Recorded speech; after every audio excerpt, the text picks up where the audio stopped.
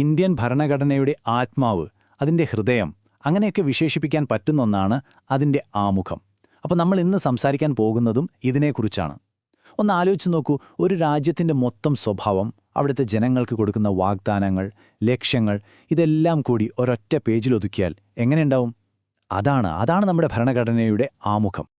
We, the people of India, having solemnly resolved to constitute India into a sovereign, socialist, secular, democratic republic and to secure to all its citizens justice, social, economic and political, liberty of thought, expression, belief, faith and worship, equality of status and of opportunity, and to promote among them all fraternity, assuring the dignity of the individual and the unity and integrity of the nation. In our Constituent Assembly, this 26th day of November 1949, do hereby adopt, enact and give to ourselves this Constitution. Indian ഭരണഘടനയുടെ ആമുഖം പ്രധാനമായും Jawaharlal Nehru 1946 December 13 ഭരണഘടനാ അസംബ്ലിയിൽ അവതരിപ്പിച്ചതും 1947 ജാനുവരി 22 അംഗീകരിച്ചതുമായ ലക്ഷ്യപ്രമേയത്തെ അടിസ്ഥാനമാക്കിയുള്ളതാണ്. പരമാധികാരം, ജനാധിപത്യം, നീതി, സ്വാതന്ത്ര്യം, സമത്വം, സാഹോദര്യം തുടങ്ങിയ മൂല്യങ്ങളെ പ്രതിഫലിപ്പിക്കുന്ന പുതിയ രാഷ്ട്രത്തിന്റെ ഭരണത്തിനും സമൂഹത്തിനുമുള്ള അടിസ്ഥാന തത്വങ്ങൾ, ആദർശങ്ങൾ, അഭിലാഷങ്ങൾ എന്നിവ ഈ പ്രമേയം വിശദീകരിച്ചു. പ്രമുഖനായ ഒരു നിയമജ്ഞനുണ്ടായിരുന്നു, എൻ.എ. പാൽക്കിവാല. അദ്ദേഹം ഇതിനെ വിശേഷിപ്പിച്ചത് എന്താണെന്നറിയുമോ? ഭരണഘടനയുടെ തിരിച്ചറിയൽ കാർഡ് എന്ന്. ശരിയല്ലേ? നമ്മുടെയൊക്കെ ID കാർഡ് നോക്കിയാൽ നമ്മളെക്കുറിച്ചുള്ള പ്രധാനപ്പെട്ട വിവരങ്ങളെല്ലാം കിട്ടില്ലേ? അതുപോലെ തന്നെയാണ് ഈ ആമുഖമൊന്ന് വായിച്ചാൽ മതി ഇന്ത്യൻ ഭരണഘടനയുടെ മുഴുവൻ സത്തയും നമുക്ക് മനസ്സിലാക്കിയെടുക്കാം. ഇനി ഇത് കുറച്ചുകൂടി എളുപ്പത്തിൽ മനസ്സിലാക്കാൻ ഒരു വഴിയുണ്ട്. നമുക്ക് ഈ ആമുഖത്തെ നമ്മുടെ രാജ്യത്തിന്റെ ഒരു ആധാരമായിട്ട് സങ്കല്പിക്കാം, അല്ലേ? ഒരു വീടിന്റെയോ സ്ഥലത്തിന്റെയോ ആധാരമെടുത്തു നോക്കിയാൽ അതിലെന്തൊക്കെയുണ്ടാകും? അതിന്റെ ഉടമസ്ഥൻ ആരാണ്? ആ വസ്തുവിന്റെ സ്വഭാവം എന്താണ്? എന്തിനാണത് ഉപയോഗിക്കുന്നത്? എപ്പോഴാണ് രജിസ്റ്റർ ചെയ്തത്? ഇങ്ങനെയുള്ള കാര്യങ്ങൾ. അതുപോലെ തന്നെ നമ്മുടെ ഭരണഘടനയുടെ ആമുഖത്തിലും ഈ 4 പ്രധാനപ്പെട്ട കാര്യങ്ങൾ കൃത്യമായി പറയുന്നുണ്ട്. നമുക്കീ ഒരു ആശയം മനസ്സിൽ വെച്ചുകൊണ്ട് മുന്നോട്ടു പോകാം. അപ്പോൾ ഞാൻ പറഞ്ഞ പോലെ നമ്മുടെ രാജ്യത്തിന്റെ ഈ ആധാരത്തിന്, അതായത് ആമുഖത്തിന്, പ്രധാനമായും 4 ഭാഗങ്ങളാണുള്ളത്. നമുക്കിനി ഓരോന്നായിട്ട് എടുത്ത് വിശദമായിട്ടൊന്ന് നോക്കാം. ശരിക്കും പറഞ്ഞാൽ ഈ 4 ഭാഗങ്ങൾ 4 പ്രധാനപ്പെട്ട ചോദ്യങ്ങൾക്കാണ് ഉത്തരം തരുന്നത്. ഒന്നാമത്തെ ചോദ്യം, ഈ ഭരണഘടനയുടെ ഏറ്റവും വലിയ അധികാരം ആരുടെ കയ്യിലാണ്? രണ്ടാമത്തത്, ഇന്ത്യ എന്ന രാജ്യത്തിന്റെ സ്വഭാവം എന്തായിരിക്കണം? മൂന്നാമത്തെ ചോദ്യം, ഈ ഭരണഘടന വെച്ച് നമ്മുടെ രാജ്യം എന്തൊക്കെ ലക്ഷ്യങ്ങളാണ് നേടാൻ പോകുന്നത്? പിന്നെ നാലാമതായിട്ട്, ഇതെന്നു മുതലാണ് നിയമപരമായി നിലവിൽ വന്നത്?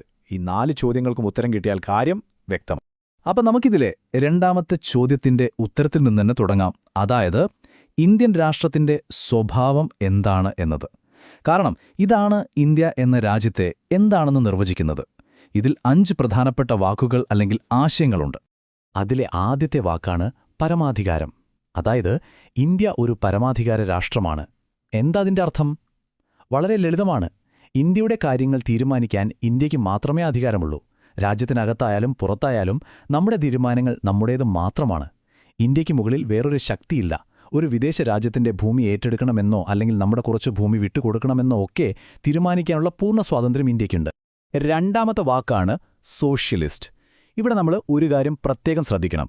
ഇന്ത്യൻ സോഷ്യലിസം എന്ന് പറയുന്നത് സാധാരണ നമ്മൾ കേൾക്കുന്ന കമ്മ്യൂണിസ്റ്റ് സോഷ്യലിസം പോലെയല്ല. ഇത് ജനാധിപത്യ സോഷ്യലിസമാണ്. അതായത് സ്വകാര്യ സ്വത്തുമുണ്ടാകും, പൊതു ഉടമസ്ഥതയിലുള്ള സ്ഥാപനങ്ങളും ഉണ്ടാകും. രണ്ടും ചേർന്ന ഒരു മിശ്ര സമ്പദ്വ്യവസ്ഥയാണ് നമ്മുടേത്. ഇതിന്റെ പ്രധാനപ്പെട്ട ലക്ഷ്യം എന്താണെന്ന് വെച്ചാൽ സമൂഹത്തിലെ ദാരിദ്ര്യം, അറിവില്ലായ്മ, പിന്നെ അവസരങ്ങളിലുള്ള ഏറ്റക്കുറച്ചിലുകൾ, ഇതൊക്കെ ഇല്ലാതാക്കുക എന്നതാണ്. മൂന്നാമത്തെ ആശയം മതേതരത്വം. ഇന്ത്യക്കൊരു ഔദ്യോഗിക മതമില്ല. പക്ഷേ നമ്മുടെ മതേതരത്വം യൂറോപ്യൻ രാജ്യങ്ങളിലേതുപോലെയല്ല. അവിടെയൊക്കെ രാഷ്ട്രം മതപരമായ കാര്യങ്ങളിൽ നിന്ന് പൂർണ്ണമായി മാറി നിൽക്കുകയാണ് ചെയ്യുന്നത്. എന്നാൽ ഇന്ത്യയിലോ, ഇവിടെ രാഷ്ട്രം എല്ലാ മതങ്ങളെയും ഒരുപോലെ കാണുന്നു, ബഹുമാനിക്കുന്നു, ആവശ്യമെങ്കിൽ തുല്യമായി പിന്തുണയ്ക്കുകയും ചെയ്യുന്നു. അതാണ് വ്യത്യാസം. നാലാമത്തേത് നമുക്കെല്ലാവർക്കും അറിയാവുന്നത് തന്നെ, ജനാധിപത്യം. രാജ്യത്തിന്റെ ഏറ്റവും വലിയ അധികാരം ആരുടെ കയ്യിലാണ്? അത് ജനങ്ങളുടെ കയ്യിലാണ്. നമ്മളാണ് വോട്ട് ചെയ്ത് നമ്മുടെ പ്രതിനിധികളെ തെരഞ്ഞെടുക്കുന്നത്. കൃത്യമായ ഇടവേളകളിൽ തെരഞ്ഞെടുപ്പ് നടത്തുന്നതും നിയമത്തിനു മുന്നിൽ എല്ലാവരും തുല്യരാണെന്നതും ഒരു സ്വതന്ത്രമായ കോടതി സംവിധാനം ഉള്ളതുമൊക്കെ നമ്മുടെ ജനാധിപത്യത്തിന്റെ ഭാഗമാണ്. ഇനി അഞ്ചാമത്തേതും അവസാനത്തേതുമായ വാക്ക് റിപ്പബ്ലിക്. ഒരു ജനാധിപത്യ രാജ്യത്തെ നമുക്ക് രണ്ടായിട്ട് തരംതിരിക്കാം. ഒന്ന് രാജഭരണമുള്ളതും, രണ്ട് റിപ്പബ്ലിക്കും. ഉദാഹരണത്തിന് ബ്രിട്ടൻ എടുത്തു നോക്കൂ. അവിടെ ഇപ്പോഴും രാജ്ഞിയോ രാജാവോ ആണ് രാഷ്ട്രത്തലവൻ. അത് പാരമ്പര്യമായി കിട്ടുന്നൊരു പദവിയാണ്. എന്നാൽ ഇന്ത്യയിലോ നമ്മുടെ രാഷ്ട്രത്തലവൻ പ്രസിഡന്റാണ്. അദ്ദേഹത്തെ പാരമ്പര്യമായി കിട്ടുന്നതല്ല, മറിച്ച് നമ്മൾ തിരഞ്ഞെടുക്കുന്ന പ്രതിനിധികൾ ചേർന്ന് തിരഞ്ഞെടുക്കുകയാണ് ചെയ്യുന്നത്. അതുകൊണ്ടാണ് ഇന്ത്യ ഒരു റിപ്പബ്ലിക് ആകുന്നത്. ശരി, അപ്പോൾ ഇന്ത്യ ഒരു പരമാധികാര സോഷ്യലിസ്റ്റ് മതേതര ജനാധിപത്യ റിപ്പബ്ലിക്കാണെന്ന് നമ്മൾ മനസ്സിലാക്കി. പക്ഷേ എന്തിനാണ് ഇന്ത്യ ഇങ്ങനെയായിരിക്കുന്നത്? എന്ത് നേടാനാണ്? അതാണ് നമ്മുടെ ആമുഖത്തിന്റെ മൂന്നാമത്തെ ഭാഗം പറയുന്നത്, രാഷ്ട്രത്തിന്റെ ലക്ഷ്യങ്ങൾ. ശരിക്കും പറഞ്ഞാൽ ഭരണഘടന ഓരോ ഇന്ത്യൻ പൗരനും നൽകുന്ന ഉറപ്പുകളാണ്, വാഗ്ദാനങ്ങളാണ് ഇവ. ഇതില് 4 വലിയ ലക്ഷ്യങ്ങളുണ്ട്. ഒന്നാമത്തേത് നീതി. അത് സാമൂഹികവും സാമ്പത്തികവും രാഷ്ട്രീയവുമായ നീതിയാണ്. എല്ലാവർക്കും അത് ഉറപ്പാക്കണം. രണ്ടാമത്തേത് സ്വാതന്ത്ര്യം. എന്ത് ചിന്തിക്കാനും നമ്മുടെ അഭിപ്രായം പറയാനും ഇഷ്ടമുള്ള മതത്തിൽ വിശ്വസിക്കാനും ആരാധിക്കാനുമൊക്കെയുള്ള സ്വാതന്ത്ര്യം. മൂന്നാമത്തേത് സമത്വം. പദവിയിലായാലും അവസരങ്ങളിലായാലും എല്ലാവർക്കും തുല്യത. നാലാമത്തേത് സാഹോദര്യം. ഓരോ വ്യക്തിയുടെയും അന്തസ്സ് കാത്തുസൂക്ഷിച്ചുകൊണ്ട് രാജ്യത്തിന്റെ ഐക്യവും അഖണ്ഡതയും ഉറപ്പുവരുത്തുക. ഇതാണ് ലക്ഷ്യങ്ങൾ.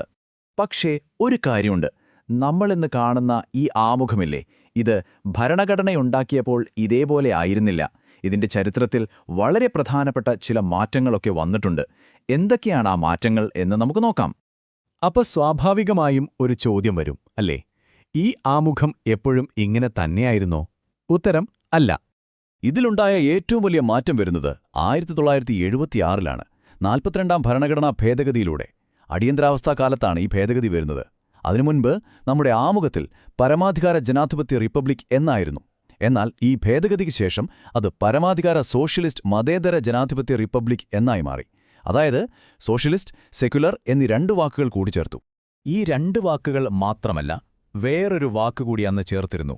രാജ്യത്തിന്റെ ഐക്യവും അഖണ്ഡതയും എന്നതിലെ അഖണ്ഡത എന്ന വാക്ക്. രാജ്യത്തെ വിഭജിക്കാൻ ശ്രമിക്കുന്ന ചിന്തകളെയും പ്രവണതകളെയും തടയുക എന്നൊരു ലക്ഷ്യം കൂടി ഇതിനു പിന്നിലുണ്ടായിരുന്നു. ഇതിൻ്റെയൊരു സമയക്രമം നോക്കുന്നത് രസകരമായിരിക്കും.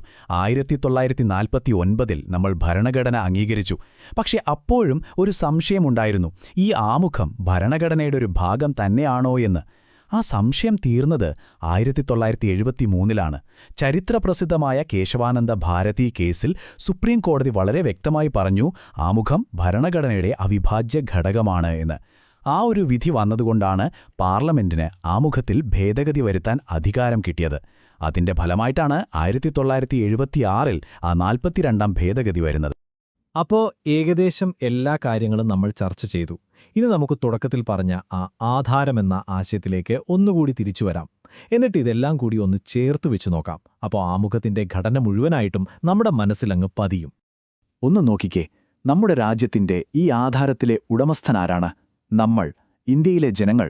ശരി, ഇനി ഈ വസ്തുവിന്റെ, അതായത് നമ്മുടെ രാജ്യത്തിന്റെ സ്വഭാവമെന്താണ്? അതൊരു പരമാധികാര സോഷ്യലിസ്റ്റ് മതേതര ജനാധിപത്യ റിപ്പബ്ലിക്കാണ്. എന്തിനാണ് ഈ വസ്തു? അതിന്റെ ലക്ഷ്യങ്ങൾ എന്തൊക്കെയാണ്? എല്ലാ പൗരന്മാർക്കും നീതിയും സ്വാതന്ത്ര്യവും സമത്വവും സാഹോദര്യവും ഉറപ്പാക്കാൻ. ഇനി ഇത് രജിസ്റ്റർ ചെയ്ത തീയതിയെന്ന് 1949 നവംബർ 26. കണ്ടോ, ഇപ്പോ ആമുഖത്തിന്റെ ചിത്രം പൂർണ്ണമായില്ലേ?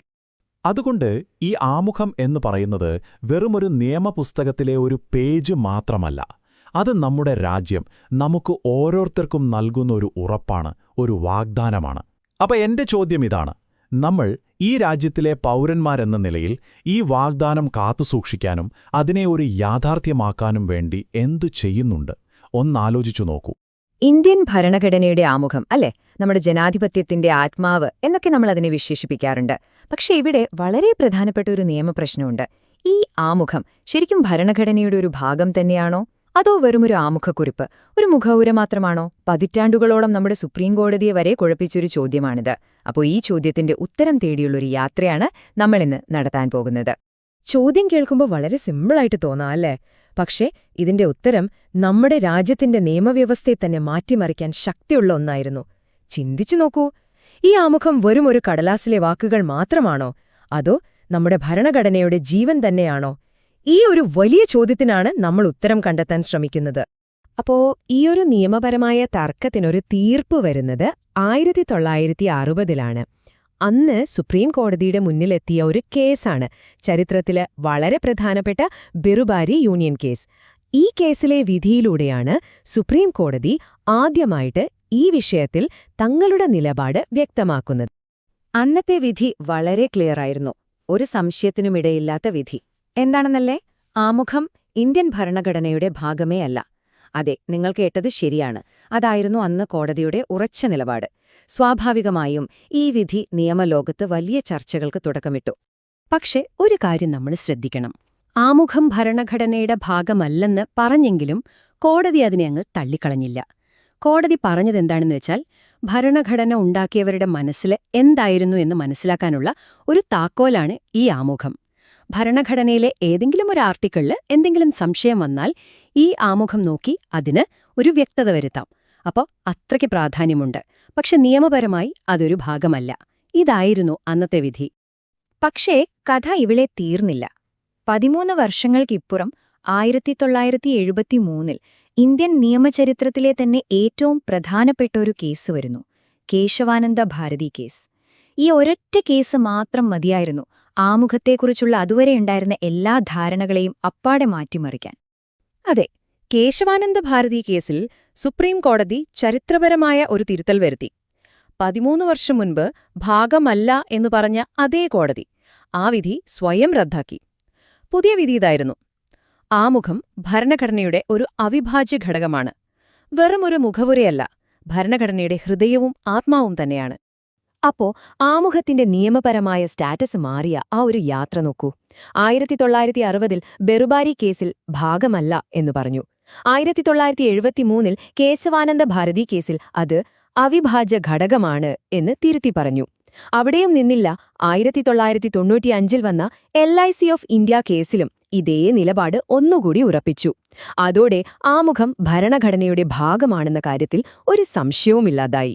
ഓക്കെ, അപ്പൊ ആമുഖം ഭരണഘടനയുടെ ഭാഗമാണ്, സംശയമില്ല. പക്ഷെ അവിടെ നിന്നാണ് അടുത്ത വലിയ ചോദ്യം വരുന്നത്.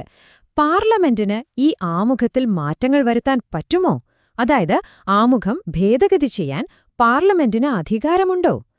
അതിശയമെന്ന് പറയട്ടെ, ഈ ചോദ്യത്തിനുള്ള ഉത്തരവും നമുക്ക് കിട്ടിയത് അതേ കേശവാനന്ദ ഭാരതി കേസിൽ നിന്ന് തന്നെയാണ്. കോടതി അവിടെ അടിസ്ഥാന ഘടനാ സിദ്ധാന്തം എന്ന വളരെ പ്രധാനപ്പെട്ട ഒരു ആശയം കൊണ്ടുവന്നു. എന്താണിത്? സിമ്പിളായി പറഞ്ഞാൽ, പാർലമെന്റിന് ഭരണഘടന ഭേദഗതി ചെയ്യാം, പക്ഷേ അതിന്റെ അടിസ്ഥാന സ്വഭാവത്തെ, അതിന്റെ ആത്മാവിനെ തൊടാൻ പാടില്ല. ഇതൊരു തരം സുരക്ഷാ കവചം പോലെയാണ് നമ്മുടെ ഭരണഘടനയ്ക്ക്. അപ്പോ ആമുഖം ഭേദഗതി ചെയ്യുന്നതിന്റെ ലോജിക് നമുക്ക് 3 സ്റ്റെപ്പായിട്ട് മനസ്സിലാക്കാം. 1. ആമുഖം ഭരണഘടനയുടെ ഭാഗമാണ്. 2. ഭാഗമായതുകൊണ്ടുതന്നെ ആർട്ടിക്കിൾ 368 ഉപയോഗിച്ച് അത് ഭേദഗതി ചെയ്യാം. പക്ഷെ മൂന്നാമത്തെയും ഏറ്റവും പ്രധാനപ്പെട്ടതുമായ പോയിന്റ്, ഈ ഭേദഗതിക്ക് അതിന്റെ അടിസ്ഥാന ഘടനയെ മാറ്റാൻ കഴിയില്ല. കണ്ടോ? അതാണ് അതിന്റെ ലോജിക്. ഇങ്ങനെയൊക്കെ ഭേദഗതി ചെയ്യാൻ അധികാരമുണ്ടായിട്ടും നമ്മുടെ ഭരണഘടനയുടെ ചരിത്രത്തിൽ ഇന്നുവരെ ആമുഖം എത്ര തവണ ഭേദഗതി ചെയ്തിട്ടുണ്ടെന്നറിയാമോ? ഒരേ ഒരു തവണ. അതെ, ഒറ്റ തവണ മാത്രം. അത് സംഭവിച്ചത് 1976-ലെ 42ാം ഭരണഘടനാ ഭേദഗതിയിലൂടെയാണ്. അന്ന് 3 പ്രധാനപ്പെട്ട വാക്കുകൾ നമ്മുടെ ആമുഖത്തിലേക്ക് കൂട്ടിച്ചേർത്തു: സോഷ്യലിസ്റ്റ്, മതേതരത്വം, പിന്നെ അഖണ്ഡത. അപ്പോ ഇത്രയും കാര്യങ്ങൾ നമ്മൾ ചർച്ച ചെയ്തല്ലോ. ഇനി ഇതെല്ലാം കൂടി നമുക്കൊന്ന് ക്രോഡീകരിക്കാം. അതായത്, ഇന്ന് ആമുഖത്തിന്റെ ശരിക്കുള്ള സ്റ്റാറ്റസ് എന്താണ്? അതിനെന്ത് ചെയ്യാൻ കഴിയും, എന്ത് ചെയ്യാൻ കഴിയില്ല? നമുക്ക് കൃത്യമായിട്ടൊന്ന് നോക്കാം. ഇനി പറയാൻ പോകുന്ന കാര്യങ്ങളിൽ വളരെ പ്രധാനപ്പെട്ടതാണ്, പ്രത്യേകം ശ്രദ്ധിക്കണം. ഒന്നാമത്തെ ചോദ്യം: ആമുഖം ഭരണഘടനയുടെ ഭാഗമാണോ? ഉത്തരം: അതെ, അതൊരു അവിഭാജ്യ ഘടകമാണ്. രണ്ടാമത്തെ ചോദ്യം: ഇത് നിയമനിർമ്മാണ സഭയ്ക്ക് എന്തെങ്കിലും അധികാരം നൽകുന്നുണ്ടോ? ഉത്തരം: ഇല്ല, ഇതൊരു അധികാരത്തിന്റെ ഉറവിടമല്ല. മൂന്നാമത്തെ ചോദ്യം: ഇതവരുടെ അധികാരങ്ങൾക്ക് എന്തെങ്കിലും നിയന്ത്രണം വെക്കുന്നുണ്ടോ? അതിനും ഉത്തരം ഇല്ലാന്നാണ്. ഇനി ഏറ്റവും പ്രധാനപ്പെട്ട കാര്യം: ആമുഖത്തിൽ പറഞ്ഞിരിക്കുന്ന കാര്യങ്ങൾ നടപ്പാക്കാൻ വേണ്ടി നമുക്ക് കോടതിയിൽ പോകാൻ പറ്റുമോ? പറ്റില്ല. കാരണം ഇത് കോടതിയിലൂടെ നടപ്പാക്കാൻ കഴിയുന്ന ഒന്നല്ല. ഈ വിഷയം അവസാനിപ്പിക്കുന്നതിനു മുൻപ് നമുക്ക് നല്ലൊരു ഉദാഹരണത്തിലൂടെ ഇത് മനസ്സിലാക്കാം. ഇന്ത്യൻ ഭരണഘടന ഒരു വലിയ വീടാണെന്ന് സങ്കൽപ്പിക്കുക. അങ്ങനെയാണെങ്കിൽ അതിന്റെ ആമുഖം എന്ന് പറയുന്നത് ആ വീടിന്റെ ഫൗണ്ടേഷന്റെ ബ്ലൂ പ്രിന്റാണ്. നമുക്ക് വേണമെങ്കിൽ ആ വീടിന്റെ ചുമരുകളുടെ പെയിന്റ് മാറ്റാം, അല്ലേ? പക്ഷേ ആ വീടിനെ താങ്ങി നിർത്തുന്ന അടിത്തറയെ നമുക്ക് മാറ്റാൻ പറ്റുമോ? ഒരിക്കലുമില്ല. അതുപോലെ തന്നെയാണ് ആമുഖവും. അതിന്റെ അടിസ്ഥാന തത്വങ്ങളെ മാറ്റാതെ നമുക്കതിൽ ഭേദഗതികൾ വരുത്താം. ഇതുതന്നെയാണ് നമ്മുടെ ഭരണഘടനയുടെ ഏറ്റവും വലിയ ശക്തിയും സൗന്ദര്യവും. കടക്കാം. ആമുഖമെന്ന് പറയുമ്പോൾ അതൊരു വെറും ആമുഖക്കുറിപ്പല്ല, മറിച്ച് നമ്മുടെ ഭരണഘടനയുടെ സത്ത തന്നെയാണ്. പല പ്രമുഖ വ്യക്തികളും ഇതിനെ പല രീതിയിൽ വിശേഷിപ്പിച്ചിട്ടുണ്ട്. നമുക്ക് അതൊന്ന് നോക്കാം. പരീക്ഷയെ സംബന്ധിച്ചിടത്തോളം വളരെ പ്രധാനപ്പെട്ട ചില വിശേഷണങ്ങളാണിത്. ശ്രദ്ധിക്കുക. KM മുൻഷി ഇതിനെ വിശേഷിപ്പിച്ചത് നമ്മുടെ രാജ്യത്തിന്റെ ഒരു ജാതകം എന്നാണ്. പണ്ട് താക്കൂർദാസ് ഭാർഗവ പറഞ്ഞത് ഇത് ഭരണഘടനയുടെ ആത്മാവാണെന്നാണ്. സർ ഏണസ്റ്റ് ബാർക്കർ ഇതിനെ കീനോട്ട് എന്ന് വിളിച്ചു.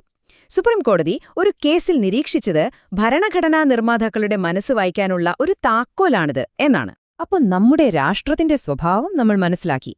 ഇനി ഭരണഘടന അതിന്റെ പൗരന്മാർക്ക് എന്തൊക്കെ വാഗ്ദാനങ്ങളാണ് നൽകുന്നത് എന്ന് നോക്കാം. ഇവയാണ് നമ്മുടെ ഭരണഘടനയുടെ പ്രധാനപ്പെട്ട ലക്ഷ്യങ്ങൾ. ഒന്നാമത്തേത് നീതിയാണ്. എങ്ങനെയുള്ള നീതി? സാമൂഹികവും സാമ്പത്തികവും രാഷ്ട്രീയവുമായ നീതി. ഇതെല്ലാ പൗരന്മാർക്കും ഉറപ്പാക്കുക എന്നതാണ് ലക്ഷ്യം. ഈയൊരു ആശയം നമുക്ക് പ്രചോദനമായത് റഷ്യൻ വിപ്ലവത്തിൽ നിന്നാണ്. അടുത്ത വാഗ്ദാനം സ്വാതന്ത്ര്യമാണ്. ചിന്തിക്കാനും ആശയങ്ങൾ പ്രകടിപ്പിക്കാനും വിശ്വസിക്കാനും ആരാധിക്കാനുമുള്ള സ്വാതന്ത്ര്യം. ഇതെല്ലാം ഓരോ പൗരനും നമ്മുടെ ഭരണഘടന ഉറപ്പു നൽകുന്നുണ്ട്. മൂന്നാമതായി വരുന്നത് സമത്വമാണ്. ഒരു തരത്തിലുള്ള വിവേചനവുമില്ലാതെ എല്ലാ പൗരന്മാർക്കും പദവിയിലും അവസരങ്ങളിലും തുല്യത ഉറപ്പാക്കുക. അതാണ് ഇതിലൂടെ ലക്ഷ്യമിടുന്നത്. അവസാനമായി സാഹോദര്യം. എല്ലാ ഇന്ത്യക്കാർക്കിടയിലും ഒരു പൊതുവായ സഹോദര മനോഭാവം വളർത്തുക. അതോടൊപ്പം ഓരോ വ്യക്തിയുടെയും അന്തസ്സും നമ്മുടെ രാഷ്ട്രത്തിന്റെ ഐക്യവും അഖണ്ഡതയും ഉറപ്പാക്കുക. ഇനി നമ്മുടെ അവസാന ഭാഗത്തിലേക്ക് കടക്കാം. എന്തുകൊണ്ടാണ് ഈ ആമുഖം വെറും വാക്കുകളുടെ ഒരു കൂട്ടമല്ല, മറിച്ച് നമ്മുടെ രാഷ്ട്രത്തിന്റെ തന്നെ ആത്മാവായി കണക്കാക്കപ്പെടുന്നത് എന്ന് നമുക്കൊന്ന് നോക്കാം. ജസ്റ്റിസ് ഹിദായത്തുള്ളയുടെ ഈ വാക്കുകൾ വളരെ ശ്രദ്ധേയമാണ്. അദ്ദേഹം ആമുഖത്തെ അമേരിക്കയുടെ സ്വാതന്ത്ര്യ പ്രഖ്യാപനത്തോടാണ് ഉപമിച്ചത്. എന്നിട്ട് അദ്ദേഹം പറഞ്ഞു, ഇതൊരു വെറും പ്രഖ്യാപനമല്ല, ഇത് നമ്മുടെ ഭരണഘടനയുടെ ആത്മാവാണ്. ഒരു വിപ്ലവത്തിലൂടെയല്ലാതെ മാറ്റാൻ കഴിയാത്ത ഒരു ദൃഢനിശ്ചയമാണിത് എന്ന്. അപ്പോൾ നമുക്ക് ഈ ഒരു ചോദ്യത്തോടെ അവസാനിപ്പിക്കാം. ആമുഖമെന്നത് വെറുമൊരു ആമുഖക്കുറിപ്പ് മാത്രമാണോ, അതോ നമ്മുടെ രാഷ്ട്രത്തിന്റെ ജനാധിപത്യ യാത്രയുടെ മാറ്റം വരുത്താൻ സാധിക്കാത്ത ആത്മാവാണോ? ഈ ഒരു ചോദ്യം ഓരോ ഇന്ത്യൻ പൗരനും സ്വയം ചോദിച്ച് ഉത്തരം കണ്ടെത്തേണ്ട ഒന്നാണ്.